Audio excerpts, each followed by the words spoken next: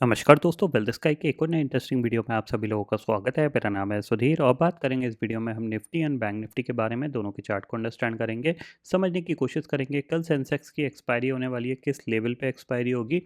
और जो न्यूज़ काफ़ी दिन से लोग इंतज़ार कर रहे थे कि जल्दी से आए, ये जो वॉर है कब स्टॉप होगा, तो फाइनली उसका यहाँ पे अनाउंसमेंट भी हो गया है। बट कह सकते हैं फ़िलहाल 2 हफ्ते के लिए हुआ है, बट 99% चांसेस है कि अब ये वॉर स्टॉप हो गया है। तो हमें यहाँ से अब पॉजिटिविटी ही देखने को मिलेगी, तो हमारा व्यू क्या होना चाहिए उसको हम अंडरस्टैंड करेंगे। प्लस कल सेंसेक्स की एक्सपायरी है, कहाँ पे होगी उसको अंदाज़ा लगाना थोड़ा सा मुश्किल है, क्योंकि अभी तक सेंसेक्स जो ट्रेड कर रहा था वो ऑलमोस्ट आपका ट्रेड कर रहा था 74 के आसपास, 75,000 के आसपास। आज ये ऑलमोस्ट 77,600 पे क्लोज हुआ है। तो यहाँ से अंदाज़ा लगाना मुश्किल है कि ये फर्दर ऊपर जाएगा या फिर थोड़ा-सा नीचे आके एक्सपायरी दिखाएगा। इसको थोड़ा-सा यहाँ पे मुश्किल है, बट हम थोड़ा-सा लॉन्ग टर्म व्यू समझने की कोशिश करेंगे मार्केट का, कि ये वॉर ओवर होने के बाद मार्केट का क्या डायरेक्शन रह सकता है और कितना निफ्टी टारगेट दिखा सकता है इस साल में, इसको हम अंडरस्टैंड करेंगे, ठीक है? तो थोड़ा-सा हम उसके बारे में बात करते हैं, तो वीडियो को स्टार्ट करते हैं। सबसे पहले ग्लोबल फ्यूचर्स अगर आप देखोगे, तो यहाँ पे करीब-करीब डाउ फ्यूचर ऑलमोस्ट 1275 पॉइंट और नैस्डैक फ्यूचर करीब 700 पॉइंट ऊपर यहाँ पे दिख रहा है।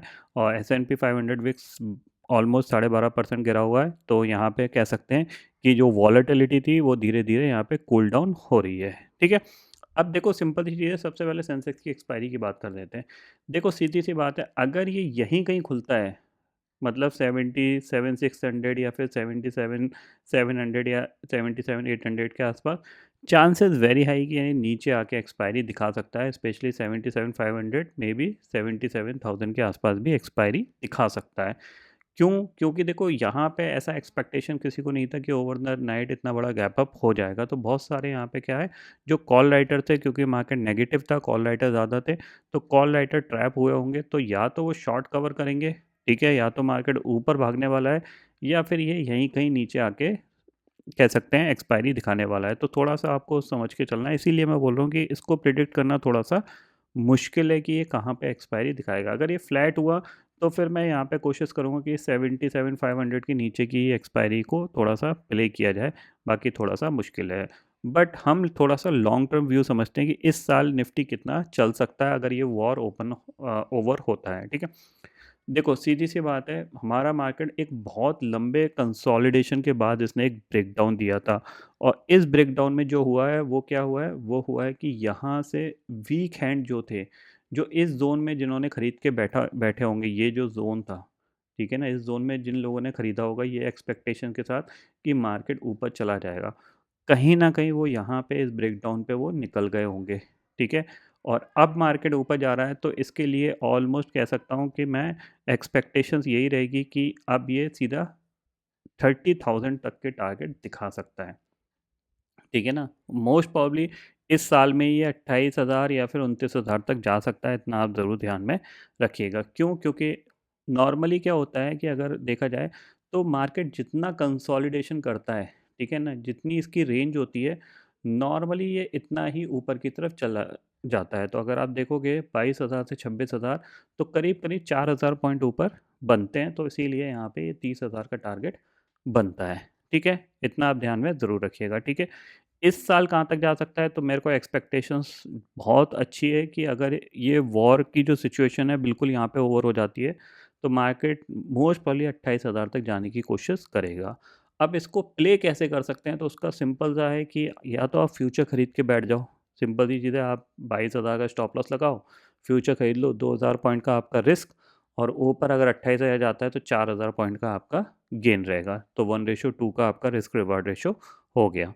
ठीक है, पहली चीज़। दूसरी चीज़ है कि अगर आप इस पर्टिकुलर मोमेंटम को कैच करना चाहते हो, तो सबसे अच्छा है कि आप निफ्टी ईटीएफ ले लो। ऑलमोस्ट अगर इस पर्टिकुलर पॉइंट, आज के पॉइंट से भी अगर आप कैलकुलेट करोगे, तो मोटा-मोटा हम एक्सपेक्ट करते हैं 24%। और अगर 28,000 भी आ गया तब भी 16-17% है, जो कि एक अच्छे खासे रिटर्न है। ये चीज़ होती है। या फिर आप निफ्टी स्टॉक खरीद लो, ठीक है? तो आपके ऊपर चॉइस है कि आप किस तरीके से प्ले करना चाहते हो, ठीक है? तो ये चीज़ है। मैं थोड़ा-सा यहाँ से एक फ्यूचर लॉन्ग करने की कोशिश करूँगा, कोई अपॉर्च्युनिटी मिलेगी डिप की, अभी तो फ़िलहाल नहीं किया है, ठीक है? बट कोशिश करूँगा कि लेट द मार्केट जैसे ही प्राइस एक्शन पॉजिटिव बनाना स्टार्ट कर देगा, अभी तो मार्केट में ये वन वे राइज आया है, तो हो सकता है ये वन वे और थोड़ा सा चला जाए, थोड़ा सा रिट्रेस करता है, मतलब अगर यहीं कहीं से रिट्रेसमेंट आ जाता है, मान लो ये यहाँ से ये गैप फिल करने आ गया और फिर घूमा, तो फिर पक्का यहाँ पे मैं फ्यूचर एक लॉन्ग करने वाला हूँ, ठीक है ना। तो वो चीज़ है, तो क्योंकि अब नेगेटिव मार्केट के लिए कुछ है नहीं, वीक हैंड निकल चुके हैं, अब मार्केट ये स्ट्रेट ऊपर जा सकता है, ये चीज़ थोड़ा सा एक्सपेक्टेशंस लगाया जा सकता है। सेम चीज़ बैंक निफ्टी में है, बैंक निफ्टी कहाँ तक जा सकता है, अगर हम बात करें तो बैंक निफ्टी ने हमेशा लीड किया है, तो चांसेस वेरी है कि बैंक निफ्टी ऑलमोस्ट ये 70,000 के आसपास तक जा सकता है। अब ये कोई 4-5 दिन के टारगेट नहीं है, ये ध्यान में रखना, ये ओवर द ईयर का व्यू है, ठीक है ना, स्पेशली ओवर द ईयर की बात कर रहा हूँ मैं, ऑलमोस्ट ये समझ के चलिएगा, ठीक है। और किसी को कम रिस्क में प्ले करना है तो लॉन्ग टर्म ऑप्शन को भी बाय करके बैठ सकता है, जैसे दिसंबर का ऑप्शन क्या है, 29 दिसंबर का अगर आप देखोगे, मान लो 24,000 25,000 की कॉल खरीदते हो, तो क्या 1250 रुपये की चल रही है, जिस जो कि 700 रुपये के आसपास का लो बना के आई थी, ठीक है ना। तो अगर मान लो आप इसी लेवल पे भी लेते हो, तो आपका नेट रिस्क कितना हो गया, करीब करीब 75,000 के आसपास का यहाँ पे नेट रिस्क हो गया, और अगर ये ऊपर चला गया तो आपको कहीं ना कहीं यहाँ पे 2,000 पॉइंट कमाने को मिल सकते हैं, ठीक है। तो यहाँ पे भी 1:2 का रिस्क रिवार्ड रेशो रहेगा यहाँ पे। ऐसा नहीं है कि आप कल खरीद लो, मार्केट कंसोलिडेशन भी करेगा इसके पीरियड में, और उसके बाद ही ये ऊपर जाएगा, तो बट आपको थोड़ा सा पॉजिटिव सोचते रहना है। जब ये यहाँ से नीचे गिर रहा था, तभी मैं बोल रहा था कि थोड़ा सा आप इन्वेस्ट कर लीजिए, क्योंकि मार्केट का बॉटम किसी को नहीं पता, टॉप किसी को नहीं पता, मार्केट हमेशा ऐसे ही करता है। मार्केट अब क्या करेगा, अब इसको थोड़ा सा भी और पॉजिटिविटी मिली तो gap up gap up gap up में ये निकल जाएगा, ये ध्यान में रखिएगा। तो आपको अपनी पोजीशन बना के रखनी पड़ेगी, तभी आप इसमें गेन ले सकते हो। इंट्राडे में गेन बहुत ज़्यादा मिलता नहीं है, इतना आप ध्यान में रखिएगा, ठीक है। तो यहाँ से व्यू यही रहेगा, अगर 24,000 के ऊपर सस्टेन करता है, जैसे आज इसने ऑलमोस्ट 24,000 के ऊपर क्लोज देने की कोशिश करी है, उसी के आसपास क्लोज दिया है, सस्टेन करना स्टार्ट कर गया, तो नेक्स्ट टारगेट सीधा सीधा इसके लिए खुलेगा 24,400 का, ठीक है। 24,400 के ऊपर खुला तो नेक्स्ट टारगेट सीधा 25,200 का खुलेगा। तो जैसे जैसे मार्केट में न्यूज़ आएगी, वैसे वैसे मार्केट अपने आप को रिएक्ट करने की कोशिश करेगा, ठीक है।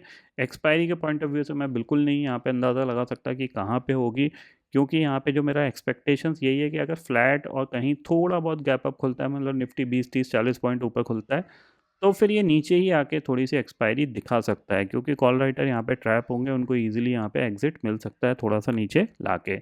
उस पॉइंट ऑफ व्यू से मैं आपको बता रहा हूँ। बाकी अगर शॉर्ट कवरिंग आई तो फिर हो सकता है ये 78,000 पे जाके एक्सपायरी हो कर सकता है। तो दोनों पॉइंट ऑफ व्यू में थोड़ा प्रेडिक्ट करना मुश्किल है, इसलिए मेरी तरफ से यहाँ पे सेंसेक्स एक्सपायरी में पूरी तरीके से अवॉइड है। आप अपना इंट्राडे के प्लान के हिसाब से सोचिएगा। मेरे को जो व्यू था वो थोड़ा सा लॉन्ग टर्म व्यू है, उस लॉन्ग टर्म व्यू में मार्केट अब मेरे को थोड़ा सा पॉजिटिव साइड पे देखना स्टार्ट करूँगा यहाँ पे। अब सबसे बेस्ट है कि निफ्टी ईटीएफ ले लिया जाए, वो ज़्यादा बेस्ट है, और जो थोड़ा बहुत रिस्क ले सकते हैं वो निफ्टी फ्यूचर में भी काम कर सकते हैं, जैसे लाइक जून के का फ्यूचर, और इनमें मतलब थोड़ा सा आगे वाले फ्यूचर की बात कर रहा हूँ। या फिर मैंने आपको बताया ईयरली ऑप्शन, इनको भी आप प्रेडिक्ट कर सकते हो, मतलब इनमें भी आप ट्रेड कर सकते हो, तो इनको भी आप नज़र रखिएगा, ठीक है। तो फिलहाल दोस्तों इस वीडियो में इतना ही है। आई होप ये वीडियो आपको पसंद आएगा। वीडियो पसंद आता है तो लाइक और शेयर ज़रूर करिएगा, और चैनल को जो सब्सक्राइब कर लीजिए, क्योंकि मैं सुधीर लेके आता रहूँगा हर दिन आपके लिए नए नए वीडियो इसी के साथ। शुक्रिया दोस्तों, जय हिंद।